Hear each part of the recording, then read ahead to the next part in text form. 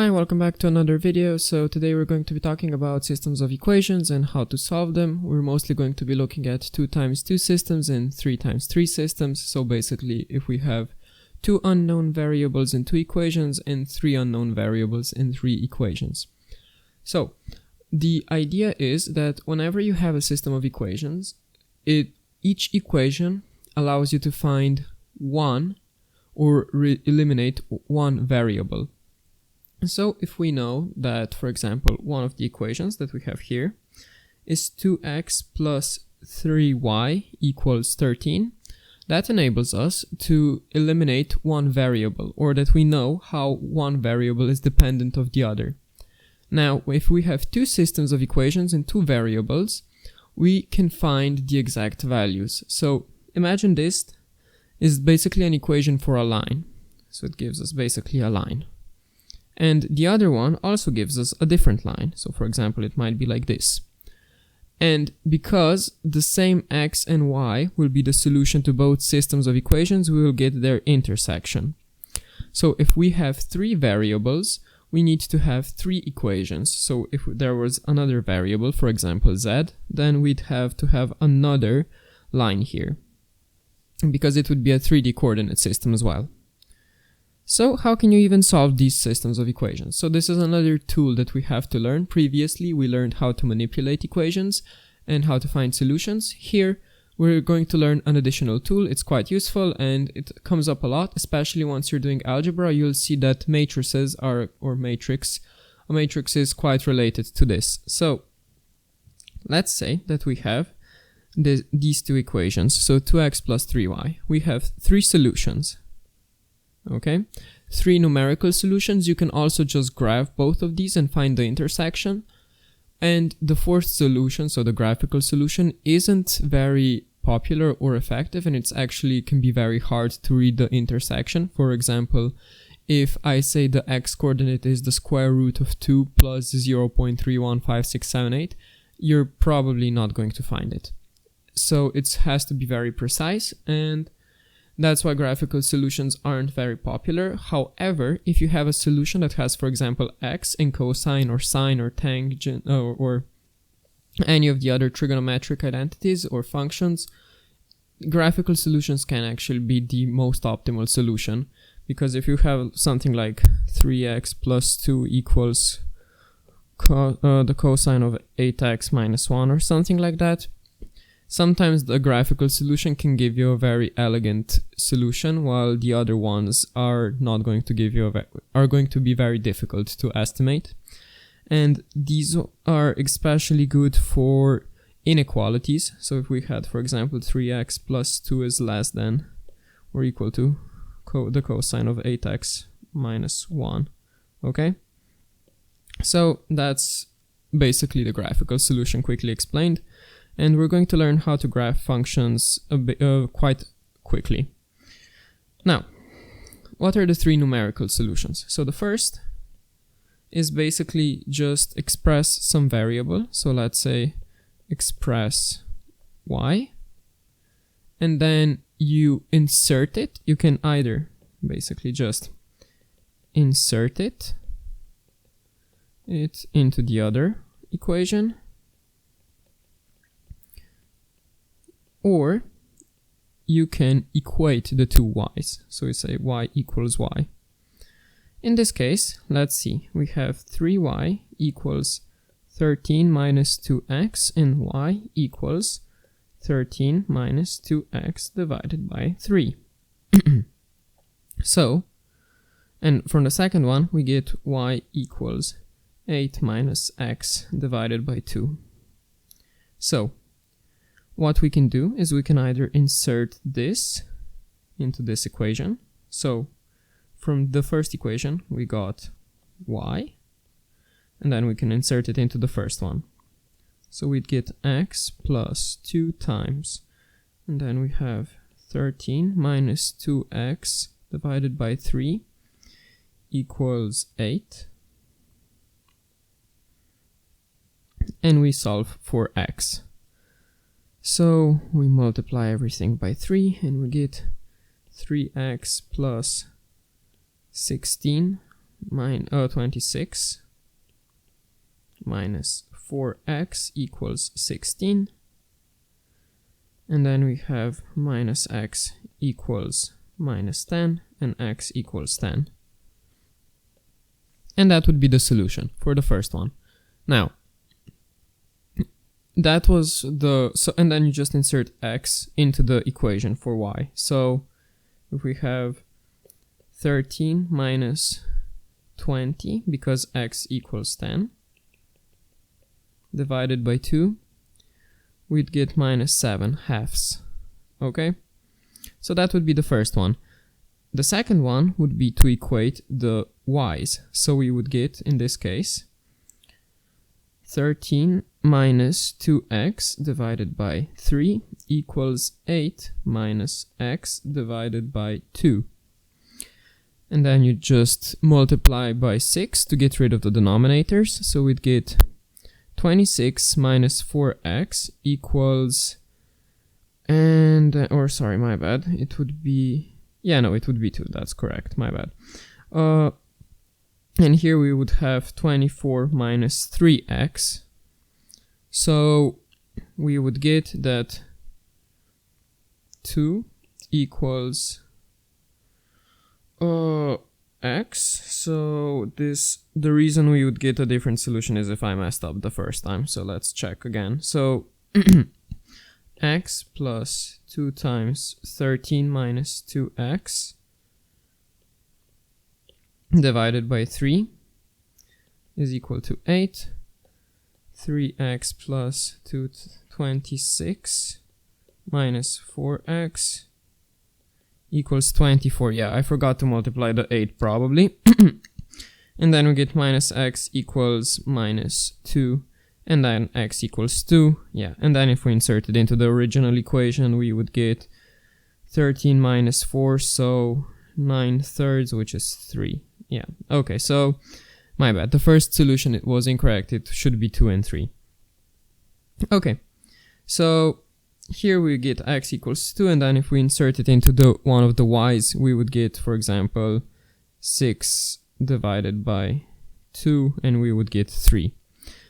So these are the two first solutions, and they're should be quite simple and reasonable, but the third one, or the third method, is a bit more nuanced, but it's also, in my experience, the most effective. So, the third method, if we take our system of equations, so we're just going to copy it like this, is the method of opposite coefficients. So, what do? We pick the number or the variable that we want to eliminate. Let's say x. And what we want to do is we want to get the same coefficient on both sides, in both equations. So for example, we can multiply the bottom equation by 2, get 2x plus 4y equals 16. Now they have the same number, so 2. And then we multiply the other one by minus 1. So we would multiply one of them by minus 1, let's say this one. So we get minus 2x minus 4y equals minus 16. Okay, so these are our two equations now. And then we sum them together. So the left sides we sum together and the right sides we sum together. What we can also do is just have it be the same coefficient and then subtract it. So we could also subtract this one, but it would be the same thing. So we would get minus 2x plus 2x, and the x's cancel out. And then we get minus 4y plus 3y equals minus 16 plus 13. So we would get minus y equals minus 3, and y is equal to 3. So that's how this method would work. And then you just insert it into one of the original equations. Now, why is this method so effective? Well, it turns out that a lot of times factoring out y gives you denominators, or not denominators, fractions. And fractions can be sometimes quite difficult to deal with. Also, equating two equations can sometimes take a bunch of time. The best thing to do is just practice and find out which method works best in each case, and then you'll get good at it. sometimes you'll get an equation that already has y factored out, so it doesn't make sense to use the opposite coefficients. But in my experience, this method is the most commonly used. So, let's look at the next one. Let's look at this system of equations. Now we have 3 equations. So how do you solve this one? Well, you can use any of the methods for the first 2 equations and then the second 2, or maybe for the first and the third equation. And then you would get 2 equations with 2 variables, and then you just solve those the regular way. In this case, what can we see? Well, we can see that if we look at the variables, here we have y minus y and 2y. So it would be quite easy to just sum these together and get rid of y. And then it would be quite easy to just multiply this one by 2 and get rid of the lower equation as well. So that's what we're gonna do. We're gonna sum these together and we're gonna get 3x plus 2z equals 12. Now we're gonna multiply the bottom one by 2 so that we're gonna have the opposite coefficients for y. So 4x minus 2y plus 2z equals 12. Now we add these together. So you get 7x plus 4z equals 18. And then we have a system of 2 equations which we know how to solve. And as it turns out, we can just multiply this one by minus 2 and we will get rid of z. So we have minus 6x minus 4z equals minus 24. We add them together and we get x equals minus 6. Great, now we can insert this one into one of the original equations, or into one of these 2 equations. So for example, we can just get 3x, which would be minus 18, plus 2 times z equals 12. So we have 2 times z equals 30, and z is equal to 15. Okay, and then we just solve for y in the original equation. So we have minus 6 plus y plus 15 equals 6. And we get, so minus 6 plus 6, so we get 12, and then minus 15 is minus 3. And we get our solutions. So x equals minus 6, z equals 15, and y equals minus 3. So that's basically how systems of equations work. A bit of a nuanced case that you might run into is having all the variables in the denominator, in which case you can just create a new variable. So for example, for this system of equations, what you can do is say 1 divided by x is equal to a, and 1 divided by y is equal to b. So you have 6 divided by x is equal to 6 times 1 divided by x is equal to 6a. So you see, this becomes 6a, this becomes 2y, and this becomes 3/2. And then you just solve the system of equations normally. So for example, 6a plus 2b plus 3/2 equals 0, and then this one would be 2a minus 4/3 b plus 1 equals 0. So we want to get rid of the denominators first. So this is a 6, not a 0. So let's multiply this one by 2, and we get 12a plus 4b equals minus 3.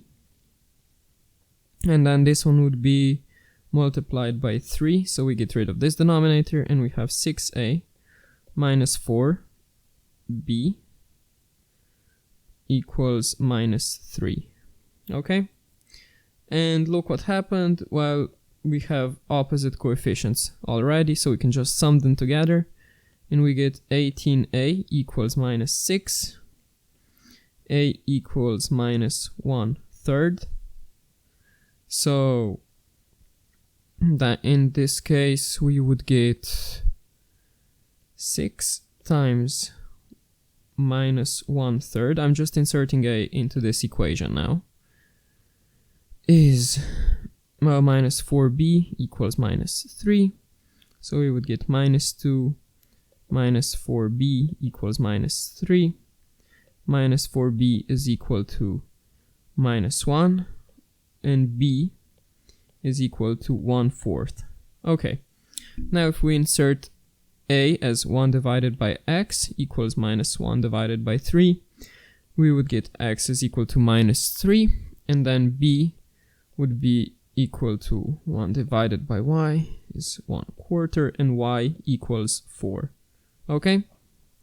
So that's the last case that you can have.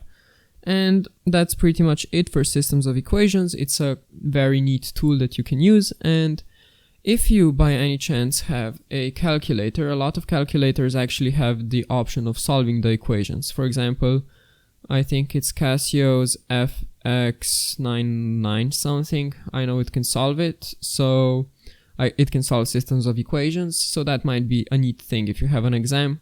And as far as my A-levels, or rather Matura exam is what we have in Slovenia, went, we were allowed to use it in one of the 2 exams that we had for math. So we have the first part which allows you to use the calculator, and the second which doesn't allow it. So you have to know basically like some tricks or something like that, and you have to have precise results. But for the exam that did allow to use the calculator, it came really handy. And yeah, I hope you enjoyed the video, and I will see you in the next one.